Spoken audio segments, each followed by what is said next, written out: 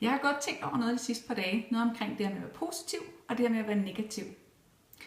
Og det jeg har oplevet, det er jo, at når det er, vi er positive, og har positive briller på, så bliver vores liv bare lidt sjovere. Men vi er alle sammen mennesker, og vi har alle sammen travlt en gang imellem. Vi kan alle sammen blive lidt stressede. Vi kan alle sammen have nogle sorte huller i vores liv. Men det jeg har erfaret, det er, at når hurtigt du kommer op igen, når sjovere bliver livet. Og jeg vil rigtig gerne hjælpe dig med nogle gode råd til, hvordan du kommer til at shine. Hvordan dit liv bliver lidt sjovere. Hvordan dit liv kan blive fyldt med alt det her positive. Også selvom jeg godt ved, at du er menneske. Et af de gode råd, jeg vil give dig, det er, at din hjerne, den skal altså ses på, som om det var en muskel. Ligesom dine lårmuskler og dine biceps. Nogen, der skal trænes for at holdes ved lige. Det skal din hjerne også. Og når mere du putter ind den her hjerne af positive ting, jamen nu nemmere har den ved at selv at være med til at lave mere positivt. Så et af de råd, jeg vil give dig, det er, om morgenen, når du vågner, prøv det, det er kun for sjov. Det er bare en leg, vi leger. 30 dage. Når du vågner om morgenen, prøv en gang at tænke på 3 ting i løbet af den kommende dag, du ser frem til. For eksempel morgenkaffen. Møde med veninden. Det fede møde, du skal til i løbet af din arbejdsdag.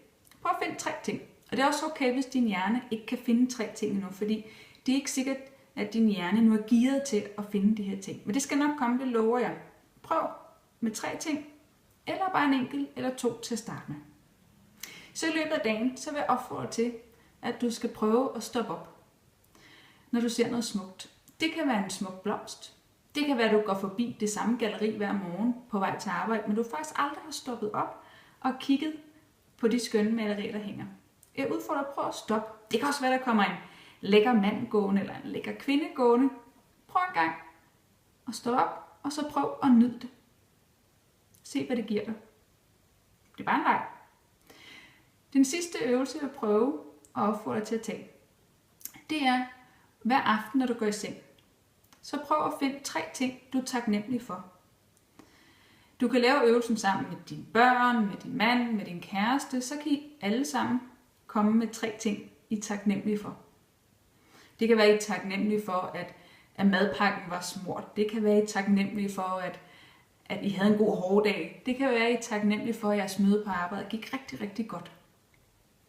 Hvis du ikke har nogen at dele den her øvelse med, eller du bare ikke har lyst, for det er selvfølgelig valgfrit, hvad du gør, så synes jeg, du skal skrive den ned. Så i 30 dage hver aften, skriv 3 positive ting ned.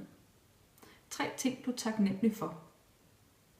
Og så lover jeg dig, i løbet af de her 30 dage, så vil du slet ikke kunne stoppe med 3 positive ting. 3 ting, du bliver taknemmelig for, det bliver hurtigt til flere og flere. Jeg glæder mig til, at vi laver den her øvelse sammen.